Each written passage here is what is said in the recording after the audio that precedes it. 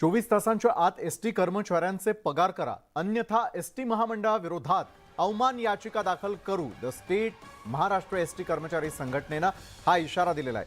14 तारीख उलटून एसटीचे पगार झालेले नाहीतच आणि एसटी कामगारांची परवड थांबणार तरी कधी, असा प्रश्न या निमित्तानं उपस्थित होतोय.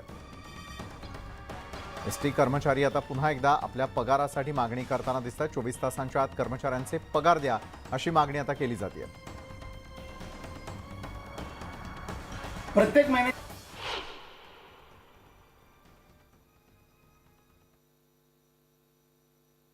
7 तारखेला एसटी कर्मचाऱ्यांना आपल्या वेतनाकडे डोळे लावून बघावं लागतं. खरं तर या अनियमित वेतनासाठी एसटी कामगार संघटनेनं 23 ऑगस्ट 21 रोजी माननीय औद्योगिक न्यायालयामध्ये याचिका दाखल केलेली होती. या याचिकेचा निकाल देताना न्यायालयाने स्पष्टपणे आदेश दिलेले आहेत की एसटी कर्मचाऱ्यांचा पगार हा वेळेवरती त्यांच्या देय तारखेला झाला पाहिजे. असं असतानाही प्रत्येक महिन्याला काही ना काही कारण काढून आम्हाला वेतनापासून वंचित ठेवलं जातंय आणि त्यामुळे राज्यभरातले सर्व कर्मचारी संतप्त झालेले आहेत. आज 7 तारीख निघून गेली, 10 तारीख निघून गेली, आज 14 तारीख आलेली आहे आणि अजूनही आमचा पगार आम्हाला मिळत नाहीये. आणि त्यामुळे आम्ही एसटी कामगार संघटनेचे जनरल सेक्रेटरी मी आणि ताडे साहेब आम्ही दोघांनी मंत्रालयामध्ये माननीय ओपी गुप्ता साहेब यांना भेटून विनंती केलेली आहे. कालही चीफ ट्रान्सपोर्ट सेक्रेटरी महोदयांना आम्ही भेटून विनंती केलेली आहे.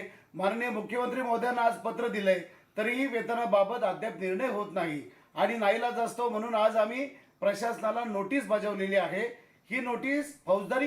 राज्यामध्ये शिवजयंतीसाठी कार्यक्रमांचं आयोजन करण्यात आलेलं आहे. या कार्यक्रमात शिवरायांच्या महाआरतीचं आयोजन केलं गेलेलं आहे. यामध्ये उदयनराजे आणि संभाजीराजे देखील उपस्थिती दर्शवणार आहेत. मंगल प्रभात लोढांनी या संदर्भात माहिती दिली आहे.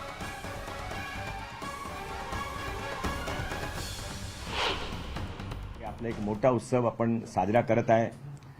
18 फरवरी, 19 फरवरी, 20 फरवरी तीन दिवसाचे महोत्सव होणार आहे. 18 फरवरीला छत्रपती उदयनराजे महाराज साहेब त्यांचे उद्घाटन करणार आहे. 19 फरवरीला सकाळी माननीय मुख्यमंत्री एकनाथरावजी शिंदे आणि माननीय उपमुख्यमंत्री देवेंद्रजी फडणवीस त्यांच्या हस्ते तिथे ते शासकीय पूजा होतं, ते किल्ल्यावर ते पूजा करणार आहे. आणि संध्याकाळी तिथे महाआरती. आमची अपेक्षा आहे की 1 लाखपेक्षा जास्त लोक आरतीमध्ये त्यावेळी भाग घेतील. आणि त्यावेळी त्या दिवशी जाणते राजाचे कार्यक्रम आहे. 18 तारखेला मराठी बाणाचा कार्यक्रम आहे. शिवाय पण शिवग्राम तिथे उभे केलेला आहे. शिवसेना पक्षप्रमुख उद्धव ठाकरे अल जामिया तुस सैफिया म्हणजेच सैफ अकादमीच्या परिसरामध्ये आलेले आहेत. इथे ते बोहरा मुस्लिम समाजाचे धर्मगुरू सय्यदना मुफद्दल सैफुद्दीन यांना भेटणार आहेत.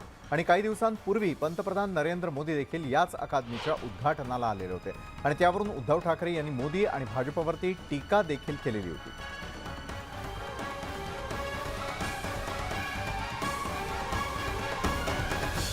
धर्मगुरू सय्यदना सैफुद्दीन यांना भेटण्यासाठी आता खुद्द उद्धव ठाकरे देखील त्या ठिकाणी दाखल झालेले आहेत.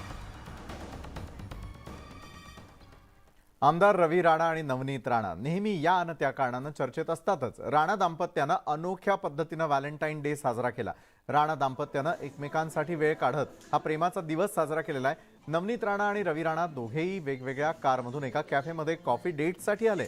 मग काय मौसम जवा है, दिवसही खास आहे असं म्हणत थेट रवी राणांनी नवनीत राणांना गुलाबाचं फूल देत प्रपोज केलं.